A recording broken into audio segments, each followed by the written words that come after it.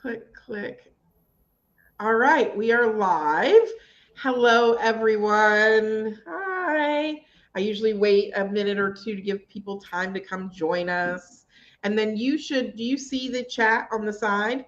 Yes. Good. So you'll be able to see people's comments as well. So hello, everybody. We are live today with our final DRG Group chat of the year. And I've brought my friend Katuri with me because there's no one that makes me laugh harder and is just a fabulous woman. We've already got 22 people on and it's climbing Katuri. So we've got lots of folks. So today's Silly Billy question of the day for all of you to answer in the chat. And the hardball question of the day for Katuri is favorite holiday movie can be any holiday. That's easy for me. What is it? I actually really resonate with Elf. That shouldn't surprise you. Because, and Lynn, you know this, I relate a lot to Elf, Buddy the Elf, because I was raised on Cape Hatteras Island, which is an island with one road. And going to the mainland was a real cultural shift for me. And so I can relate to Buddy, interacting with the city. And I'm still like moving. I've been in Texas, gosh, more than 15 years. And I'm still like learning things about Texas. So the byways and the overpasses in Texas are a place of frustration. So, okay, we've got White Christmas, Nightmare Before Christmas.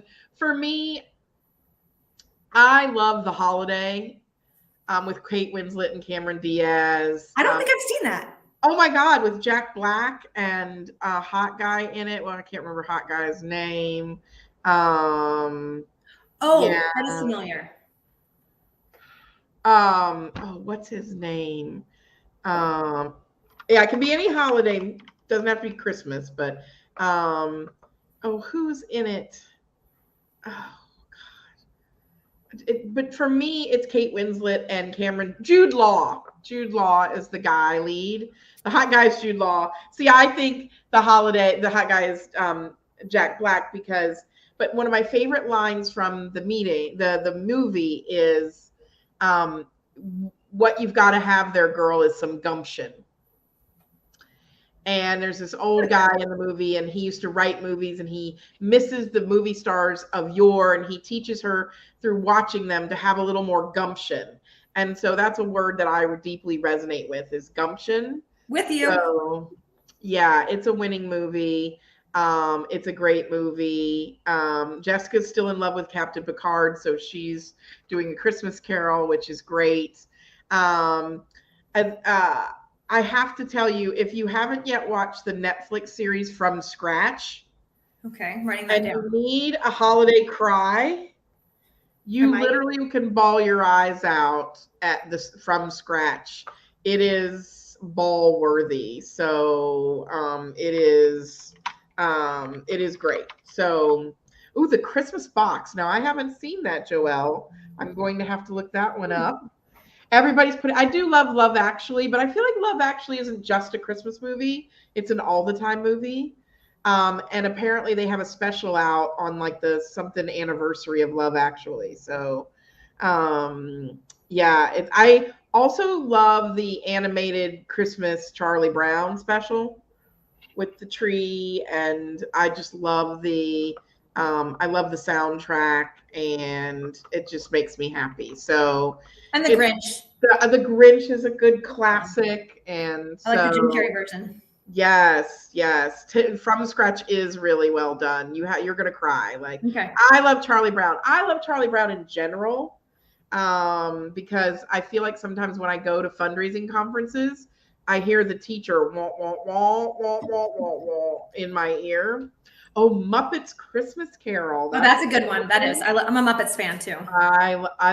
So I have mini figurines of the Muppets that Lego made that I may or may not have stocked in a Lego store for like 3 days and got them all collected. And I have a problem. So yeah, that's you have a unique interest, not a problem. I have a unique interest. That's very good.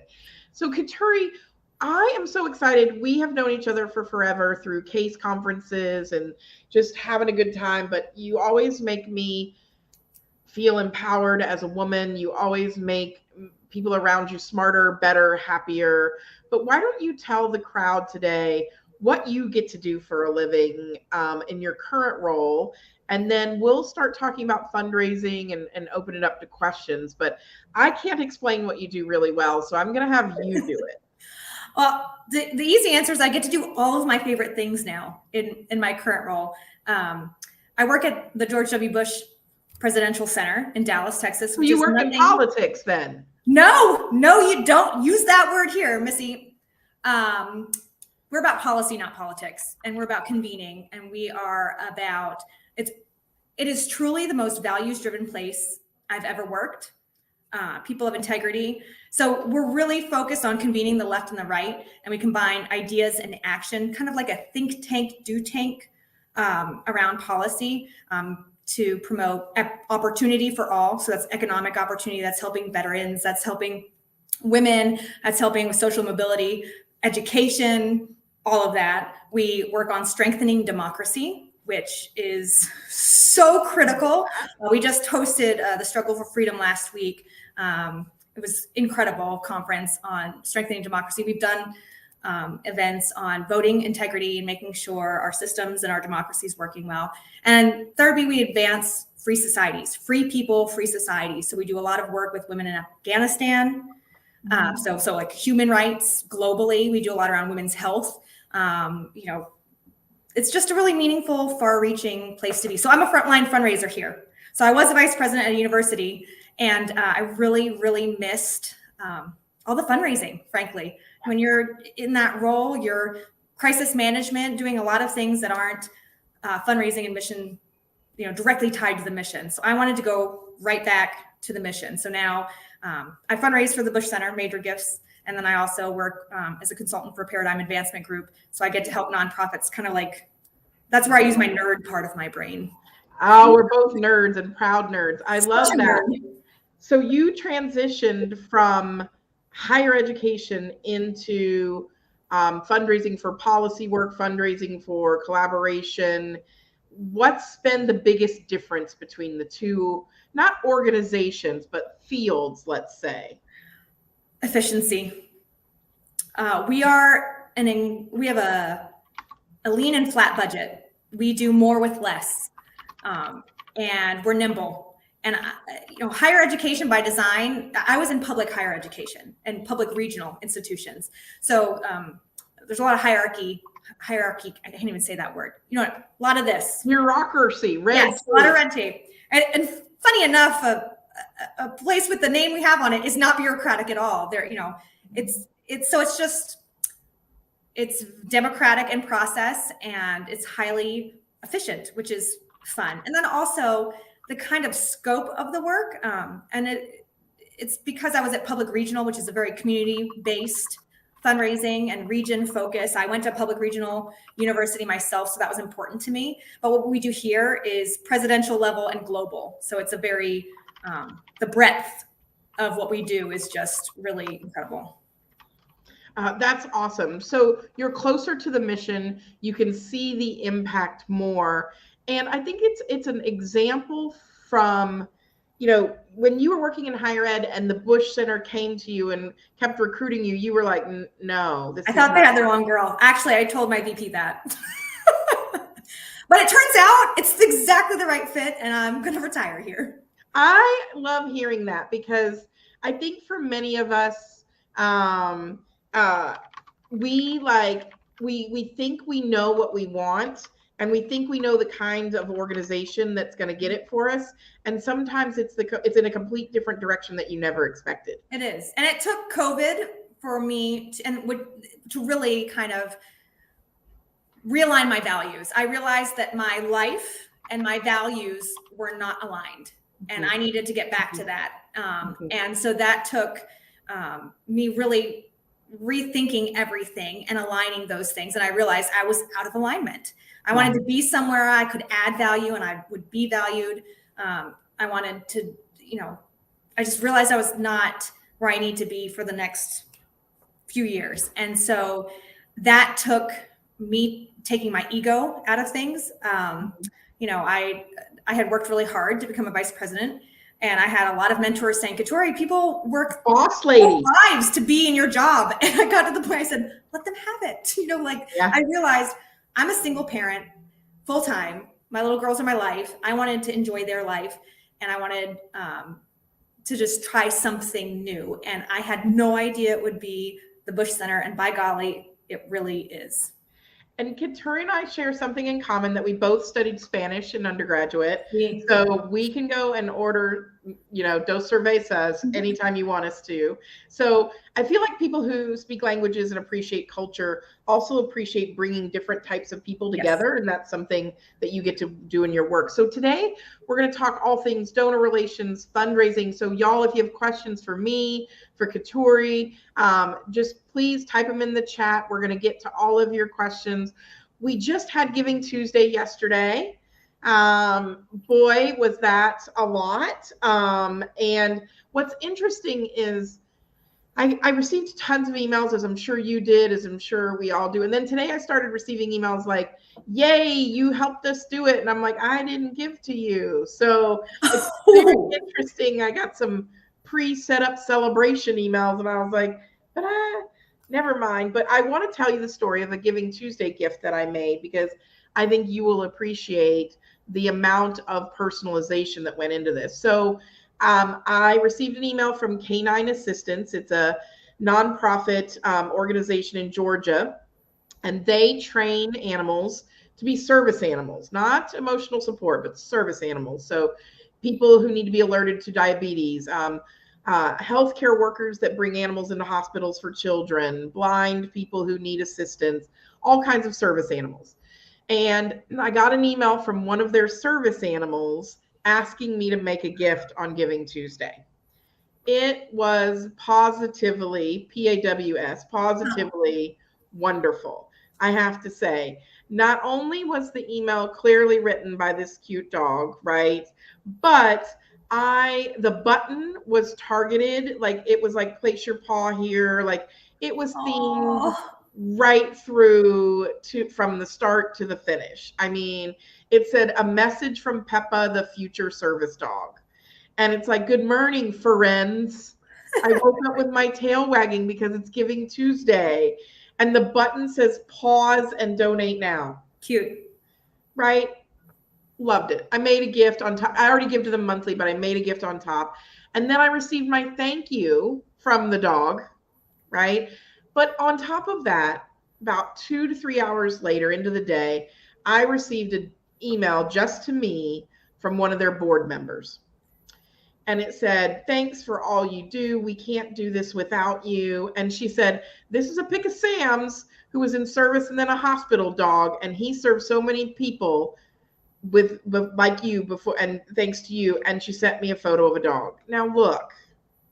Mm-hmm. That's why you give. That's a great giving experience, right? Mm-hmm. And so I gave to other people and I didn't get the tie through. I got the same old boring thing. So how do you, as a frontline fundraiser, know either the people that needed an extra bit of love or the people where, you want to personalize things? Like, how do you think about that when you do your work?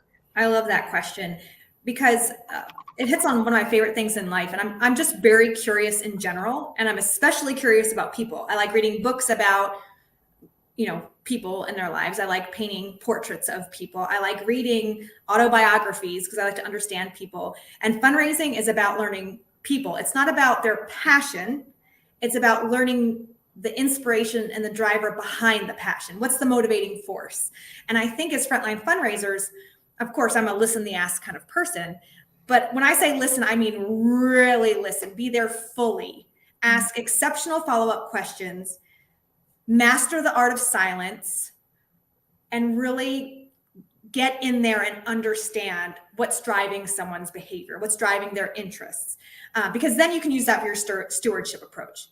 Every donor is different. And when this is what I love about major giving, is that you really get to mirror values and the drivers behind shared values. I mean, fundraising is all about shared values. I thank people for shared values all day, every day. but there's that motivation behind the shared value is usually something I use for a high touch stewardship touch, whether it's the language I use in a follow-up note, or one time I created it was one of the cheapest things we did, and it was the most effective. I still remember the woman who gave. She was the spouse of a faculty member and gave to our college unit. And there was a quote that her, I think, late mother or father said that always inspired her philanthropy in general, a philanthropic approach. So we just, printed that beautifully and kind of wrapped it in a frame and gave it to her as part of her thank you. And it meant so much to her because it was that alignment of core values and the motivation behind the values. And I think we give to honor people and inspiring people. So that's one of the ways that I kind of use the tactic with frontline fundraising. I love what you say about listening. Yes. And asking good questions. There's this debate in our industry about who makes a better fundraiser, an extrovert or an introvert. And sometimes I think, I'm a big believer in introverts as great fundraisers because they shut up and listen, which is something you always teach us. What's one of your favorite questions to ask donors that might get to something that our donor relations professionals might want to know?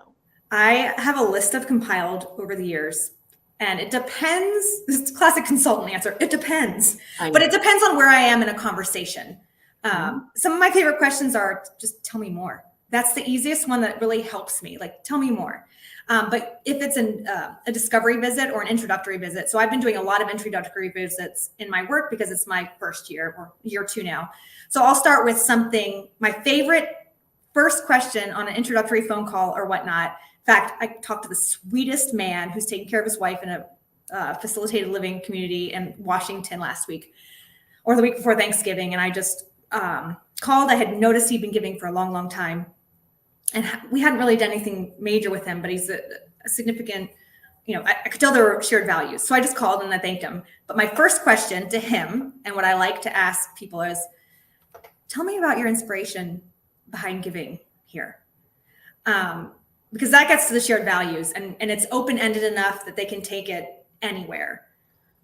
So that's probably my first favorite question. And so if I had to pick one, it's just really simple. The idea that we share values, the idea of values-based fundraising, it really, I was on a panel today about gratitude and retention, and we were talking about that grateful people and generous people, they're shared core values. And I think that sometimes we lose that in our mind when we think about, well, they need to give to this giving priority or to this thing or this fund. We lose the idea that they're demonstrating their values through their generosity, and that generosity itself is a core value of theirs, that we have the privilege and get to hang out with these generous folks. So I have a question from the audience. Joelle says, what Lynn just said is what I have a question on. A coworker thinks it's okay to send Giving Tuesday stewardship emails to everybody who got the solicitation, but she's thinking maybe it just goes through those who donated. How do you balance wanting to tell people about your success and about that everybody should share in the good news, even if they didn't give, versus versus just telling those who did something that time? I think that we have to, first, the question is, what success are we sharing? Are we sharing how much we raised? Because the donors don't care how successful your Giving Tuesday was. They care that you're going to make a larger impact because of people's rally generosity yesterday. That's what they care about. And so I think it's okay to send it to everyone if they're segmented. So if you thank the people who were a part of that, who raised their hand, who took action to make a difference and to join you in that effort, you can do that. But I don't like general, like, look at us, we did a great job. It's, I don't know. I don't think people care. It's not about us. It's about the donor and the difference they're making. Make it about that. Well, I totally agree. And yesterday when I was receiving solicitations, the solicitations were in 2 camps, really. There was, this is what you can make possible. Here's, kind of the change you can make. And there was, help us reach our goal. Ooh. We're not done yet. And I got one this morning that said, we fell short of our goal, but you can still help, and I was like, donors don't care about our fundraising goals. Maybe some do who are like former fundraisers and want the success of the vice president or something, but really, donors give through us, not to us. And we have to learn that, because again, if we go back to values, donors are generous. We at our organizations are the recipients of their generosity, right? But it's really not us. It's the people who gain the support, the recipients at the end of the day. Mm-hmm. So it's not us, the people who are creating the funds and doing the work. It's the recipient of the scholarship. It's the person who gets to come and hear a lecture at your center. It's those end people. So Joelle's thanking us. Also, what else is on your end of year mind, folks? What else are you dealing with right now? What's going on in fundraising land? Katuri, what's something that is coming up more and more for you as you listen to your donors that didn't come up pre-pandemic? What are you hearing from people? Fear. And I think that philanthropy is a solution to fear. It's the antidote, right? I think, and part of my listening, one of my favorite questions, is getting at someone's fears and what keeps them up at night and what they're worried about, what they're troubled about, how they'd like to leave the world a different place. And if you understand someone's fears or concerns or irritations, philanthropy can be a solution to that. And so I heard from a group of people who were highly fearful for their children because of the polarization of not just our nation, but globally, and what that means for instability without democracy. And so we had our CEO, Ken Hirsch, who is a stellar human being, speak to this small group in someone's home in California and speak to that, how, an investment in the work in the Bush Center is an investment in hope in paving a safe place for their kids and for our democracy to thrive and for all nations to prosper. So that's fear. But then also another topic around fear is from, many immigrants in our community. And at the Bush Center, we work very hard on immigration reform. Immigration's American value. It makes us who we are. I'm an immigrant. I'm a relative of an immigrant somewhere, aren't you? Yes, that's who we are. And so there's a lot of fear around immigration, DACA, all of that. So we talk about hope, and we are making progress in getting some, policy that will help everyone globally, frankly. And so we're working on that. So I think something that's coming up post-pandemic is fear, heightened fear. The antidote to that could be philanthropy, and in our case, the convening power of people who care about people. And so generosity or philanthropy is the antidote to fear. I totally misspelled it all and put it in the chat, but what a powerful statement, because we're saying that I am fearful. I think a lot of us have fear, but I'm going to do something about it. My values are not to just stand there. My values are to do something about it. So we have some brass tacks questions, and we have some, lofty questions all coming in. So keep them coming, folks. When thanking for matching gifts, because I'm sure you get a lot of matching gifts there, do you send the thanking you to the company? Do you send it to the donor that requested the match? Do you do both? How does that work in your world? I think I've had probably more experience with that in universities than here. And I think it's yes to everyone. Yes, you receipt, and you always communicate back to the donor and steward the donor as that's their entire impact. That's the ticket, right? So I think people forget. I mean, it doesn't take a ton of effort, but if I give you $1,000 and my company matches at $2,000 and they give $2,000, my total giving is $3,000. You need to treat me as a $3,000 donor. Yes. And so I think people forget that. Same thing for third-party fundraisers. A lot of the folks on the line work at organizations that do third-party fundraisers. Katuri may have given $500, but her friends and family raised $6,000 so that she could bike ride or walk or swim. She is a $6,000 donor. Yep. And so we need to understand comprehensive impact and recognition. One of the things, Katuri, that we launched today is we're doing a whole series on namings. Oh, I have to watch that one. Oh boy. Oh yeah. Namings, whether they be physical, metaphysical, one of the things that a lot of our organizations are grappling with is fewer and fewer donors want to put their name on things, right? Because as our donor base becomes more female, there's less desire to be like the Katuri DeLong Center for Fantasticness, right? The other thing that's changing is, what are we doing about old namings that may not be appropriate? How are we putting in morality clauses and rules? But also, what happens when we run out of naming inventory? So you worked in higher ed, right? So you've named your business school, you've named your medical school, what happens when you run out of schools to name? Well, to be candid, I always worked for institutions that never had that problem.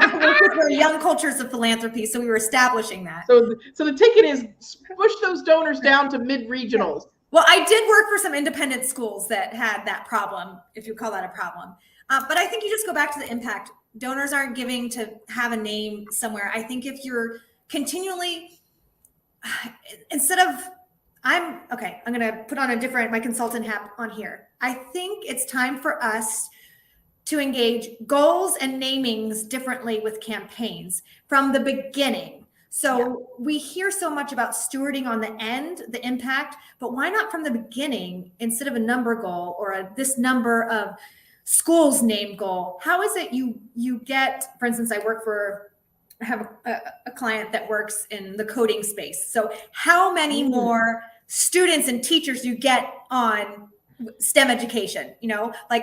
Let's start the impact at the front end and have that the motivation and driver. And that's so much more compelling than the Institute for Fantasticness. I want to know how many students are going to be enrolled there. I want to know what they're going and doing and changing the world. I want to know the qualifications to be the dean of the School of Fantasticness. I'm done with administration. I don't want to be involved in that conversation. But I think it's really important when we talk, you talk about giving through core values, is putting your name on something a core value. No, I think that the data doesn't show that that's a driver. People give because they want to make a difference and they trust your organization and they believe in your values. There's nothing about the name. And I think frankly, people are less willing to put their name out there right now. When you put your name out publicly, you get public scrutiny, right? Yeah. Or you get on someone else's donor list that you're not even giving. You're definitely ended up on somebody's donor list, but it's really interesting because it's a change, core values. And, if we talk about core values back in the day, one of the core values was, if I give money, I'll go up into society, right? I'll raise that's not the case anymore. That's not how, you don't buy your way into society with donate. Well, it's not common, but I think one of the things we have to focus on, in addition to all the policies and procedures and making sure, I say the reason that we're offering this series is to keep me out of business. We're both consultants. We never go to places that are healthy and happy and 100% perfect, right? My clients usually come in after something's happened, or an employee has quit, or they need help rebuilding.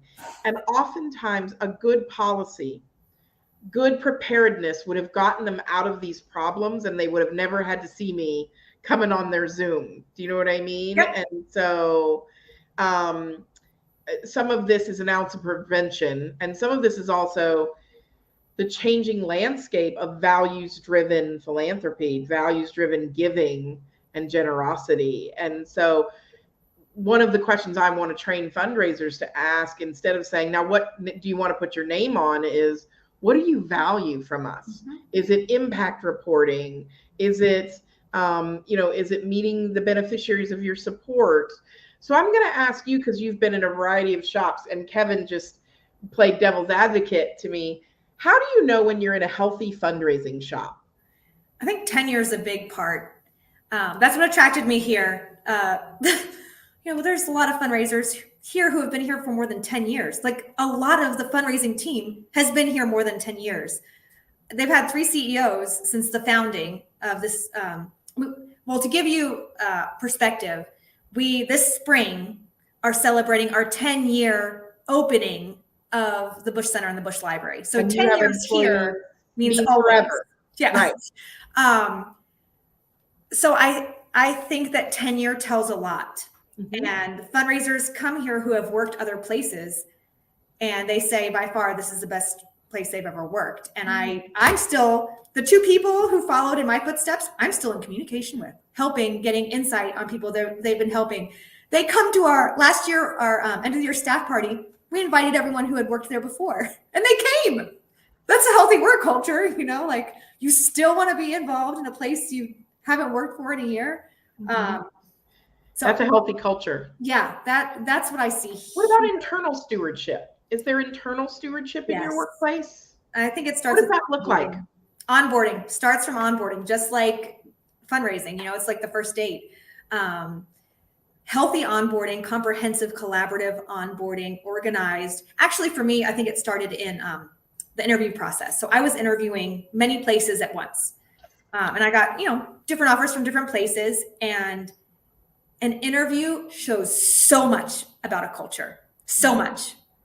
I've gotten good at identifying red flags. Examples of good interview culture and bad interview culture, because right now, and our December webinar is focusing on the changing workplace. Katuri, in higher ed, it's taking us 6 to 9 months to hire somebody. We have gaps in jobs all over the place. We're having trouble hiring. What's something you notice that's positive in an interview, and what's something that you notice points you to a bad culture? Because people are taking notes right now. Organized is good. Thoughtful organization and preparation, both from prepping the interviewee, from what does the agenda look like? How do you know who you're meeting with and when? Do you know when it starts? Do you know when it ends? Do you know all the people who will be on the call? I had interviews where I just showed up and I didn't, in a Zoom, and I didn't know who would be on there. Oh, it's so nerve-wracking, right? I got a job offer basically immediately after my second interview. Like the CEO picked up the phone and called. And I think a healthy culture has a cadence of thoughtfulness, whereas a reactive culture comes through with that kind of that frantic urgency. I was born 3 months early. I can say I was born with a sense of urgency. I understand urgency. And I think it's up to organizations to use that in a pragmatic and thoughtful way. Mm-hmm. So organization, you know, I always say, treat the admin who's scheduling all your interviews like gold, because they can be a decision maker that you're unaware of. Yep. So organization treating you with respect as a candidate, don't have to name names, please don't. What were some of the things that you were like, you've got to be kidding me? I think showing up and not knowing who is going to be on the interview was one of them. That puts people at such a disadvantage. Yes. And then what were some others? I think that was probably the most. I think more than anything, we have to listen to our gut. When I left interviews and felt that's exhausted, I need to go straight to bed. Like, children, please go to bed so I can fall asleep. That's a cue. Every time I left an interview here or conversation, I lit up inside. So I think for those searching for a new work culture, pay attention to what your body tells you, because there's a lot of subtle cues you're picking up on that you're not processing cognitively, but non-consciously your body's taking them in. This is the nerd in me, I'm sorry. Listen to that. And we don't do that enough. And I think some of us learned that during the pandemic, what exhausts us versus what fuels us. And, and you know, we're both consultants, and some days I have clients who lift me up, and some days I'm like, I need a nap and a milkshake, and I don't know which order in what to do, but I need therapy. I need to crawl in a hole, you know? And so I think being honest with yourself about that is really important, Katuri. The other one I noticed when interviewing is if you don't have to put me through 11 interviews with 22 different people. We have to shorten the interview process. We have to boil this down. Companies, you get 2 interviews and they know whether you're hired. You don't need to take me through 4 days of meeting. You're going to know or you're not going to know, and we need to get this moving. but we're losing candidates because we're trying to get buy-in and or fit or some weird consensus. And I'm like, should everybody agree that this is the right person to hire, or should we have some people that go, oh, I don't know, maybe they're a little different. Different is good. And I think you can have a lot of people involved, but you have to show efficiency. Yes. So I got to interact with a lot of different people interviewing here, but it was done like meetings here. They start on time and they end early. They nice. You know, and it's like bam, bam, like no wasting times. We don't really have more than 30-minute meetings here. And so that was, it was great to see how prepared people were and how much they respected each other's time. Where I have been in interviews and I've accepted jobs from organizations where it's like multi-day gruel, like where you're public speaking to a mass audience and you're scared they're going to throw tomatoes at you. I've done those. I'm a quick catch though, and I can duck real fast. Or you're so scared to go to the bathroom in between interview meetings that you're like, oh my God. And then for me, I stuffed peanut butter crackers down my throat because I've just pushed around the salad that they had me eat at lunch. And, you know, I'm scared. And yeah. And then after my interview, I'm exhausted. I go through a drive-through and collapse. And yeah, so we're going to switch. I love this insight because you have been at every rung in the ladder, and you've also been the hiring manager of people, non-traditional hires. So most of us didn't major in philanthropy. Most of us don't have a background in it. Like I said, ours is foreign language and other fun things. But how do you know that? What are the innate things you're looking for in someone, even if they're not in your industry? Listening and empathy, above all. Listening and empathy. Every level. I mean, it depends on the role, what other skills are needed, but everyone on a fundraising team needs to be able to listen and have empathy and demonstrate empathy. Give me an example of empathy.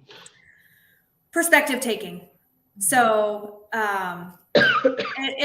so someone in data needs empathy because that person needs to be able to communicate with the rest of the team, faculty, different people in different areas, and understand someone's perspective to give the best report, to work in a positive way. And of course, a fundraiser, it's obvious why they need empathy. They need to be able to put themselves in the donor's shoes. But every step in a team needs that, and especially in fundraising, because you can't create a donor-centered culture if you have a team full of people who can't engage in perspective taking. So a lot of us are struggling right now with the idea of donor-centered versus donor-led. We have, you know, and I know you dealt with this. What's the difference, and how do you change from donor-led to donor-centered? This brings up another point in finding a healthy culture. Find a fundraising culture that says no to gifts. And here we say no a lot to gifts. I think we have a luxury here because we are very well funded and efficient. So we're not desperate for gifts. We're fine. We're doing great. But it's important to be able to say no, because that shows you can be donor-centered, not donor-led. When you give the donor control over a gift, that's not a gift. And the IRS will say it's not a gift. And it's not healthy for the organization. Donors need to give that trust over to the CEO, the head of school, the president, to be able to use those funds wisely. If that connection is still, and then you need to communicate that to the donor quickly, promptly, all the time, and then repeat the process. So that's donor-centered, but donor-led is just dangerous. And then you're going to keep attracting people like that. If you keep catering to those people, it's just a terrible spiral. People with unrealistic expectations of how they want to be treated, right? Pay attention to the quiet ones that are just happy to give you money and make a difference. That's where you need to spend your time, not the squeaky wheels. You know, it's so interesting. As a person who runs a business, you run a business, you also, we can listen forever for the two people in our survey responses who are hating everything we do and are, you should do this, you should do that. And sometimes I forget there's 100 other people who are like, this is great. They're just not always filling out the survey, or telling me that. So Sharon has a good question. For a donor relations person in specific, not a frontline fundraiser, what are your top 2 skills beyond listening and empathy? What do you think the skills are for a good donor relations person? Communication. That comes through written communication. Can you tell a story, Sharon? Can you paint the picture of what could be with someone's support? That all comes through excellent communication, video, email, letter writing, just daily correspondence in your unit and with the other members of the institution or organization, whatever it is. I think communication is the unsung hero. I was a communication studies major, and I did my master's in communication studies, focus on nonverbal communication. I could mime it, but anyway, let's do it all with nonverbal cues. Yeah. But communication critical, Sharon. Absolutely. So that brings me to a wild topic in our world. What happens when communications and marketing and donor relations do this? That's a challenge. Your organization could have one story. I was really fortunate when I was at my last institution because the director of all the communications was big on having one story, and we were very collaborative. I miss having lunch with you, Michael Johnson. If you're out there, you're wonderful. That one story is so critical. So, I mean, that's at the university level, but even we're seeing within advancement departments that's separate. Is the question how to solve it, or what do you do with it? What do you do with it when marketing and communications wants to consistently talk about brand tone, brand identity, marketing, and we in donor relations tend to come from heartfelt. We'll stay on brand, we'll use all the logos, we're using all the colors, but we sound different than marketing the organization. How do we teach our trained communications? You have a master's in communication. How do I teach you that my audience is different? It's a variation on. I have a very time-consuming approach to that, but it's effective. Let's go. This goes back to just in general, make friends. Make friends. Like I talk about Michael and I having lunch all the time. Like make friends with people on other teams. We had a luncheon. We have a lot of lunch and learns here, and Mary Moore, one of our people working on our domestic excellence, was hosting it. And she asked the crowd for feedback and advice about being a new employee at the Bush Center. And Joseph Kim, who actually escaped North Korea, and he works here on our human freedom team. His advice to Mary Moore was, listen, get out, meet people, know them personally, and just walk around and just listen. And I think we're often thinking about what is it that I need to say to get them to understand? And I'm a firm believer in seeking to understand, not seeking to be understood. Now, my default wiring is not that, but I work hard every day to seek to understand instead of to be understood. So if you make friends, it goes back to questions again and listening, asking questions, understand their perspective. Then you can understand the commonality, the shared goals, brainstorm. And I also believe you have to help someone else discover their own knowledge, like a good teacher. Yeah. So right? You can't tell them, help them discover and have that aha moment. I couldn't agree with you more on that point. I have been able to be successful bringing Marcom folks and donor relations folks together around a shared purpose, and that is to make the recipient of the communication happy, right? And while I understand, the baseline is we're going to preserve the brand. The brand's not going anywhere. Do you know what I mean? Like, it's going to be okay. You don't have to police the brand around me. It's safe. But what we do have to understand is what these communications are there to spark joy. They're there to have a donor have an emotional reaction to it. And if it's always institutional language, there's no emotion there to react to. If we're always talking about our own reputation, our own, we. And so by bringing them along and slowly inserting emotion one thing at a time, right? You can't, I always say, I'm a triple exclamation point kind of girl.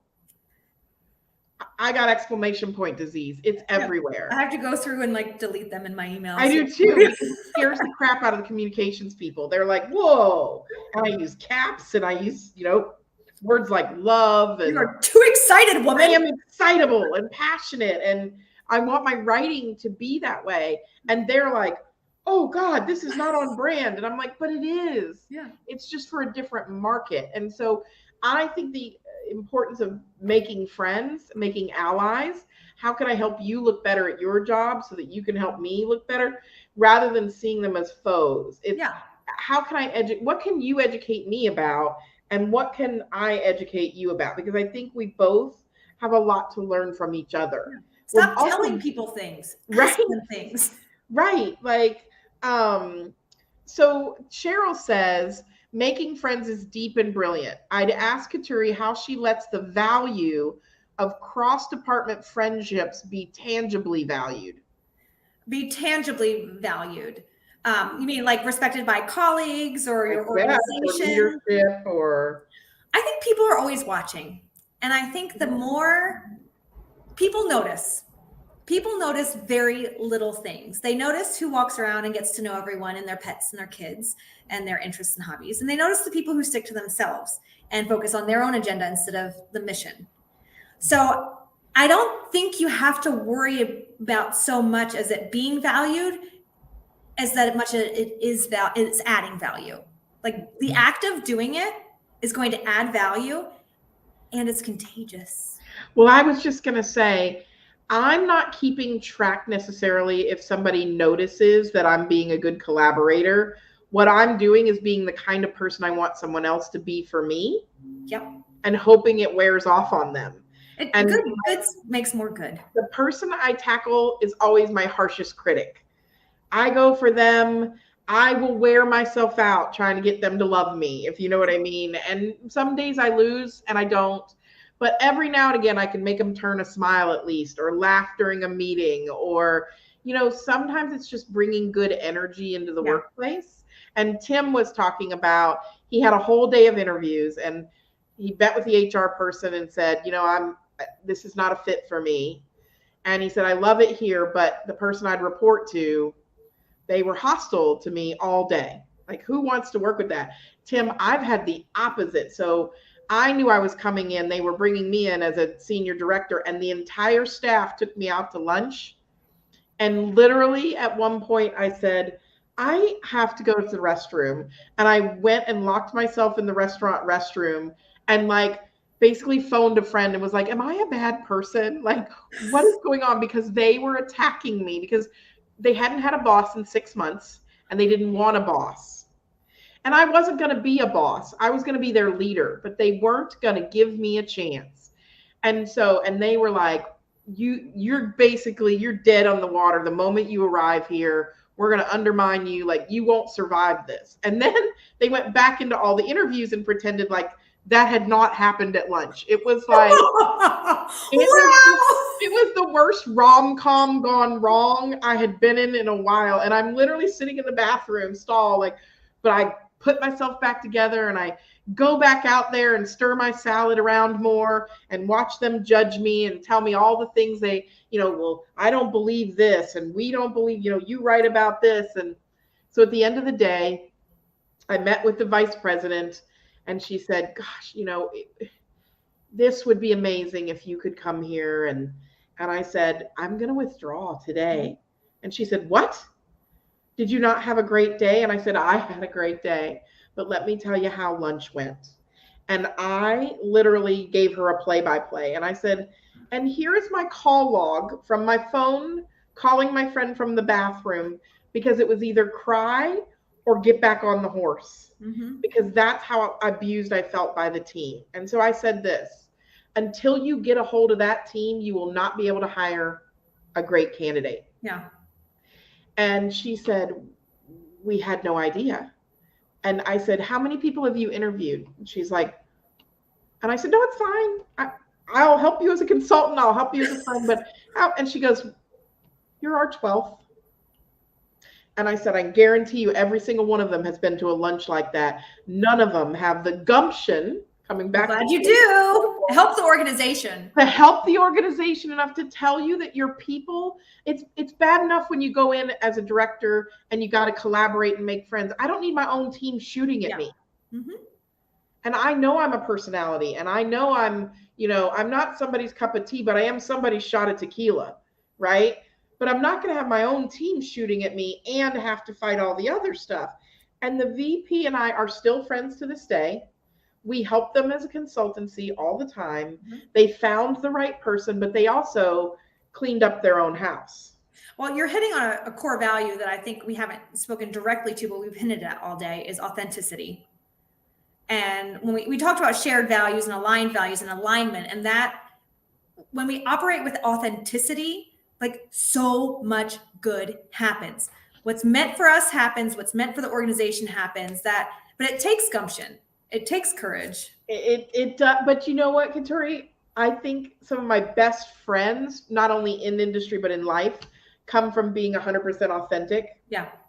I mean, you and I clicked from moment on because we were 100% authentic with each other, and people kind of stare at us every now and again and go, "Those two. What are they drinking? What have they been drinking?" And we're like, "We're sober. That's the problem," And we lead by example. We are authentic. We will tell you, I'll tell you when you've got spinach in your teeth. And what I've found out is that, those people value that, and they value that in a consultant. Now, there's tactful ways to do it. And as I'm getting older, I'm becoming somewhat tactful. Diplomacy is a very important skill in fundraising also. I'm working on it. I will claim that as one of my things I work on. 45 years old, I'm still working on my poker face. And I have learned the Zoom cup trick. When someone says something I'm like, I can't get over, I'm like, Well, I told you I have obsessive questions. I have some responses for when people say something outrageous and you don't know how to recover. Yeah. So tell me that. So what are some of your key phrases? Because I've got a couple as well to help people. Okay. So I hadn't thought of it that way. Ooh, excellent. That's one way to look at it. Or I hadn't considered that solution. Okay. Mine is, help me unpack that a little more. Yeah. Or tell me where I like, you seem very passionate about that. Can you tell me more about why you feel that way? I understand your perspective there. I'd just love to learn about it. Yeah. Oh, I'm curious. And then I'm like this. New. Yeah.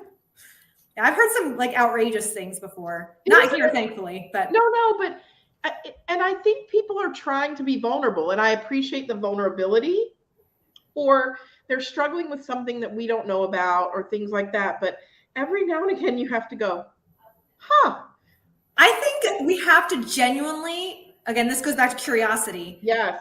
But I want to know why people think that or say that. What brought them to this? And so instead of just, I've worked on trying to, instead of recoiling my physical response to someone, and I talk about this in I think the article you posted today that I worked on a long time ago. It's like, even when it comes to hate, I want to understand, because we can't solve something until we understand why, the depth of it.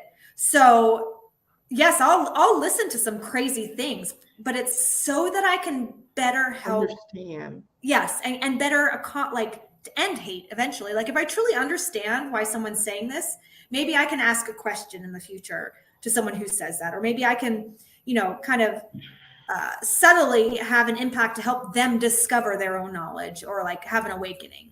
Well, and one of the things I think I've learned is something will be said once 10 years ago or 5 years ago, either in passing conversation or somebody hears it and they take it as gospel truth and change a whole organization's behavior based on it, Katuri.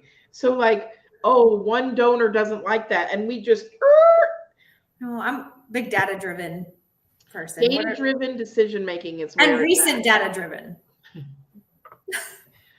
Well, it's so funny you said that. I'm helping an organization with some policies, and they were benchmarking a policy from another organization. And I said, well, so when's the last time they updated their policy? And it was 2009. And I was like, this is not a valid benchmark, guys.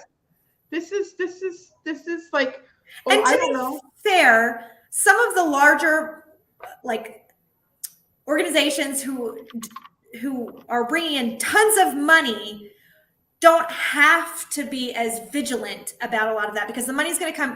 There's not as much motivation as kind of like the smaller, scrappier institutions. So like, just don't be fooled by a name. Sometimes there are outdated things at the biggest names. Well, they're the biggest aircraft carriers to turn, right? Speaking of bureaucracy. Exactly. So we have about 5 minutes left, and I want to dig in with this idea of values-driven Everything. generosity. Okay, generosity, yes. Life, fundraising. What are your core values? What are your non-negotiables? What are your deal breakers when it comes to fundraising and life and your work life primarily? You have to find an organization where you 100% align with the values, because you can, this goes back to my nonverbal stuff. You can put on a face if you want and pretend you're bought in, but your nonverbal communication will always give you away. You're not going to be effective at fundraising if inside you're dying, right? You've got to believe. And then if you can't fake it, you're going to be ineffective in fundraising, but also your life doesn't feel as good as if you're living out of alignment. So I think the alignment of values is critical, and that goes with the value of authenticity. I think that is kind of demonstrating that. For me, I don't know if curiosity is a value, but it's something I'll call it one. That's something for me that's really important. And so how that manifests in my work life, work and personal life. At work, I work for an organization that is always asking for feedback, is always looking to improve, wants us to ask questions that haven't been considered before, wants us to push back. So in finding an alignment of values here, I was able to find that curiosity is valued here. And I'm a little energetic woman, and curiosity isn't always valued. So I have to be diligent. Then you come across as assertive and aggressive and all those other words we've been called. It's funny because curiosity for me comes across in a different way. I'm looking at my browser and I have 3 tabs that are the 2022 DAF report, the Giving Big, the impact of large unrestricted gifts on nonprofits, and the status of Canadian fundraising, the 2022 benchmark report.